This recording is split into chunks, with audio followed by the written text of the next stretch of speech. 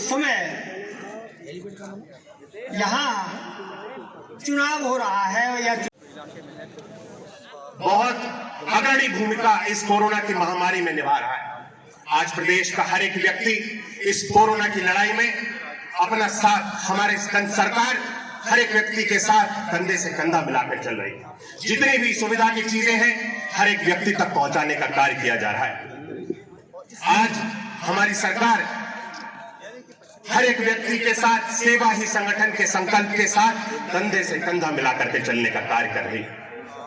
इसीलिए हम सब एक बार पुनः आप सबके बीच में हैं, आप सबके सहयोग के लिए, स्नेह के लिए और आशीर्वाद के लिए, आपका आशीर्वाद, वोट के रूप में आशीर्वाद जो हम सब लोगों को चाहिए। एक बार पुनः जिस तरीके से 2017 में हमने एक प्रचंड बहुमत की भारतीय जनता पार्टी की सरकार को चुना और जिसने 5 वर्षों में आपके साथ कंधे से कंधा मिलाकर के चलने का कार्य किया, और अगर हम चाहते हैं कि जिस तरह से विकास ने एक नई गति पकड़ी है, आने वाली 2027 तक भी हम सब इसी तरह से इन योजनाओं का लाभ पाते रहें और विकास को और आगे तक लेकर के जा सकें, तो हम सब आने वाली 10 फरवरी को एक बार फिर से संकल्प लें। पिछली बार 51,000 मतों से आपने अतरौली विधानसभा से भारतीय जनता पार्टी को विजयी किया था। इस बार जब डबल इंजन की सरकार है तो यह लक्ष्य भी डबल हो जाना चाहिए। 1 लाख से हम सब लोगों को आंकड़ा अपना रखना चाहिए, लक्ष्य रखना चाहिए कि 1 लाख मतों से अतरौली विधानसभा से भारतीय जनता पार्टी को विजयी करेंगे। इन्हीं शब्दों के साथ मैं आपसे एक बार पुनः आपके बहुमूल्य और कीमती वोट की ऐसी आशा करता हूं कि आप भारतीय जनता पार्टी के पक्ष में दे करके एक बार पुनः प्रदेश में कमल को खिलाने का कार्य करेंगे। बहुत बहुत धन्यवाद। बहुत बहुत धन्यवाद। आदरणीय हमारे युवा विधायक प्रत्याशी और राज्य मंत्री वर्तमान संदीप सिंह जी।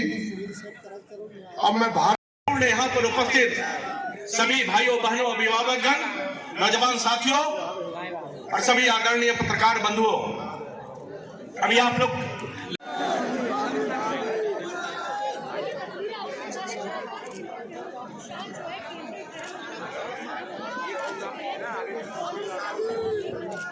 भारत माता की, भारत माता की जय श्री राम, जय जय श्री राम। आज हम सबके बीच में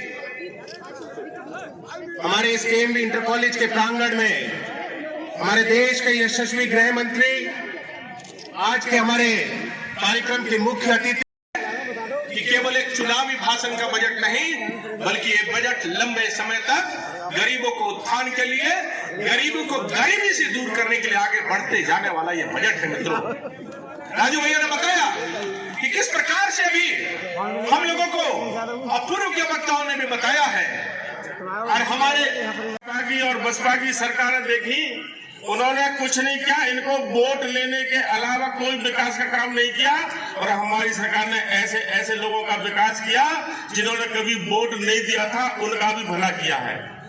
और यही आधार है कि पिछली बार 325 बार थी, ये सब आपका आशीर्वाद और सहयोग के कारण थी। अगर आप चाहते हैं कि गरीबों को मकान मिलते रहे, अगर आप चाहते हैं कि गरीबों को शौचालय बनते रहे, अगर आप चाहते हैं कि गरीब किसानों को 6,000 रुपए सम्मान निधि मिलती रहे, आप चाहते हैं कि इनको 5 लाख रुपए तक का इलाज गोल्ड कार्ड के माध्यम से मिलता रहे, आप ये चाहते हैं कि गरीब लोगों को 1 महीने में 2 बार राशन मिलता रहे, आप चाहते हैं कि हमारी बेटियां बहुआं सुरक्षित रह सके, आप चाहते हैं कि ये प्रदेश और ये देश शक्तिशाली बन सके, अगर आप चाहते हैं कि यहाँ पे लूट खसोट बेईमानी ना हो, ये चुनाव इसके लिए है। आप चाहते हैं कि आपको बिजली मिलती रहे, बिजली पहले से कैसी मिल रही है, जोर से बताइए हाथ उठा के। ज्यादा मिल रही है, शौचालय बनने, आवास बनने, 2 टाइम का राशन मिल रहा है। इससे पहले जो सरकार थी उनके यहाँ 3 हिस्से होते थे, 3। एक होता था हमारे जनप्रतिनिधि का, एक होता था डीलर का, और एक होता था आप लोगों का। होता था कि नहीं? होता था कि नहीं? इस बार पूरा का पूरा आपका जो अधिकार था आपको मिला कि नहीं मिला? इस बार संजू भैया की जीत 1 लाख से नीचे नहीं होनी चाहिए। हर वर्ग का भारी बहुमत और समर्थन भारतीय जनता पार्टी को मिल रहा है और योगी और मोदी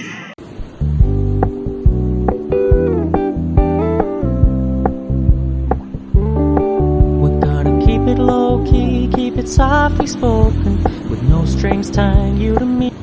मोदी जी ने देश को सुरक्षित करने का काम किया है भाइयों बहनों, देश को सुरक्षित करने का काम। सोनिया मनमोहन की सरकार थी, 10 साल तक सपा बसपा इसका समर्थन करते थे और पाकिस्तान से आलिया मालिया जमालिया घुस जाते थे, हमारे जवानों के सर काट कर ले जाते और वहां दिल्ली में प्रधानमंत्री के सर पर माथे पर जू नहीं रहे, मौनी बाबा मौन बैठे। नरेंद्र मोदी जी की सरकार आई, भाजपा की सरकार आई, ये पाक प्रेरित आतंकवादियों को मालूम नहीं था कि ये सरकार बदल गई है। उन्होंने उरी में हमला किया, पुलवामा में हमला किया, हमारे जवानों को मौत के घाट उतार दिया। मित्रों, मगर इस बार कांग्रेस की सरकार नहीं थी, ना ही मनमोहन सिंह प्रधानमंत्री थे, भारतीय जनता पार्टी की कमल फूल की सरकार थी और नरेंद्र मोदी जी प्रधानमंत्री थे। 10 ही दिन के अंदर सर्जिकल स्ट्राइक और एयर स्ट्राइक कर पाकिस्तान के घर में घुसकर आतंकवादियों का सफाया करने का काम ये भारतीय जनता पार्टी। नरेंद्र मोदी जी ने देश की 130 करोड़ की जनता का माथा गौरव से ऊंचा कर दिया, दुनिया भर में संदेश भेज दिया कि भारत की सीमाओं का उल्लंघन करने का किसी को भी अधिकार नहीं है। मित्रों, अपना अलीगढ़, मैं तो गुजरात से आता हूं, आज भी गुजरात में ताला लाना है तो कोई ऐसा नहीं कहता है ताला लेकर आओ, ऐसा कहते हैं अलीगढ़ का ताला लेकर आओ। कहते हैं या नहीं कहते देश भर में? जरा जोर से बोलो ना भाई। ये अलीगढ़ के ताले की फैक्ट्री को ये बुआ भतीजा ने ताला लगा दिया था। लगाया जाए नहीं लगाया था? फैक्ट्रियां बंद थी या नहीं थी? एक जिला एक उत्पाद हमने हमारे घोषणा पत्र में लेकर आए, ताला उद्योग को बढ़ावा देकर अब सैकड़ों ताले बनाने की फैक्ट्री फिर से अलीगढ़ में शुरू हो गई है। मित्रों, फिर से शुरू हो गई। ये काम भारतीय जनता पार्टी, ये राहुल बाबा है, इनको मालूम नहीं है, अभी अभी घूमने निकले हैं, उनको मालूम नहीं है कि खरीफ में कौन सा फसल होता है और रबी में कौन सा। अगर किसी ने पकड़ा दिया उनको कि भाई अलीगढ़ जाओ तो आलू की बात करना, किसान खुश हो जाएंगे। अभी किसान को क्या समझते हैं मालूम नहीं है। राहुल बाबा सुबह 4 बजे ठंड में पानी डालने किसान जाता है, उसने जमाना देखा है, कोई आपकी बातों से खुश नहीं होगा।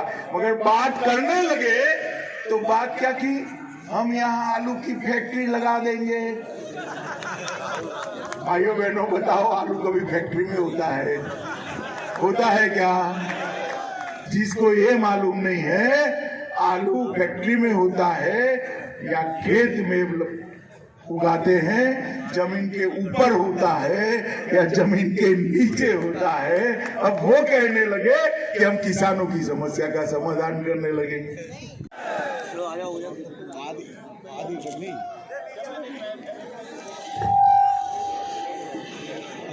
मेरे साथ बोलिए, भारत माता की। क्यों भाई, क्या हो गया आप लोगों की आवाज को? ये बाबूजी की भूमि है, ऐसी आवाज नहीं चलेगी भाई। यहां से मोदी जी तक आवाज जानी चाहिए, अतरौली विधानसभा में भाजपा वाले इकट्ठा हुए हैं। सभी लोग मेरे साथ दोनों हाथ उठाइए, उठाइए दोनों हाथ, विजय के संकल्प की मुट्ठी बींचे और प्रचंड आवाज से बोलिए, भारत माता की, भारत माता की। मंच पर उपस्थित मेरे मित्र और सांसद एटा श्रीमान राजवीर सिंह जी, रज्जू भैया जी, मेरे साथ आए हुए श्री अर्जुन राम मेघवाल जी, जिनके जिम्मे ये ब्रज भूमि के चुनाव की जिम्मेदारी है, हमारे उत्तर प्रदेश के सहप्रभारी भाई संजीव चौरसिया जी, अलीगढ़ के सांसद श्रीमान सतीश गौतम जी, आज मैं जिनको चुनाव जिताने की अपील करने आया हूं, ऐसे हमारे युवा विधायक, मंत्री और अब प्रत्याशी श्री संदीप सिंह जी, जिला के अध्यक्ष चौधरी ऋषिपाल सिंह जी, पंडित ठाकुरदास शर्मा जी, चौधरी नत्थू सिंह जी, श्री सुरेश यादव जी, श्री हरप्रसाद नायक जी, श्रीमान रईस खान जी और आज इस सभा में उपस्थित प्यारे भाइयों, बहनों, माताओं, युवाओं, आप सभी को मेरा प्यार भरा नमस्कार। सबसे पहले महर्षि विश्वामित्र की तपोस्थली रही इस अलीगढ़ की भूमि को मैं शीश झुकाकर प्रणाम कर कर मेरी बात की शुरुआत करना चाहता हूं। जब भी अलीगढ़ आते हैं, राजा महेंद्र प्रताप सिंह जी को कैसे भूल सकते हैं, जिन्होंने अपनी संपत्ति का परवाह किए बगैर शिक्षा को बढ़ावा देने के लिए उस जमाने में इनिशिएटिव लेकर महेंद्र प्रताप सिंह जी ने ढेर सारे काम किए।